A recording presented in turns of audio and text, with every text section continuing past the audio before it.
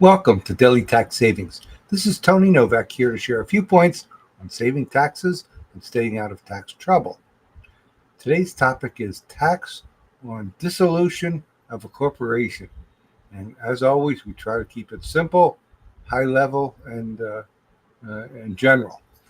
So we're talking about situations where an individual, or perhaps a family, has chosen a corporate entity to do business. And now, at the end of that adventure, they want to dissolve the corporation.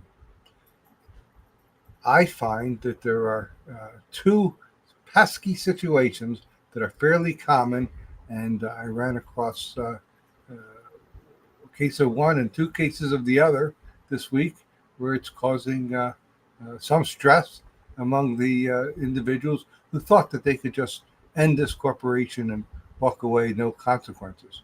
The two situations that I find are pesky and almost always generate attacks are when the corporate's assets include, to some extent, or perhaps to a larger extent, loans to the shareholders. In other words, rather than pay out taxable distributions over the years, the corporation simply loaned money to the shareholders. Well, it's smart at the time, but now it's time to reconcile that, and there is almost no way to close the corporation without showing that income as a distribution to the shareholders. The second situation, and this is the one that gets the most press of all types, is when the corporation owns real estate. It's generally advisable not to have a corporation own real estate for a whole bunch of reasons, and we don't need to get into all of those. But the point of this episode, if the corporation owns real estate and we're dissolving it, it becomes very difficult to avoid tax on that transaction.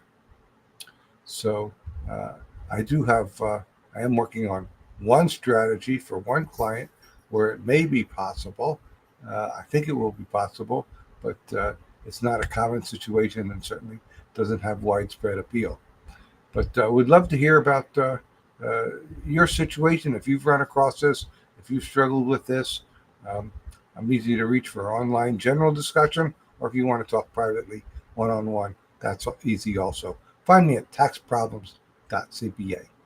And I'll be back tomorrow with another Tax Savings Minute.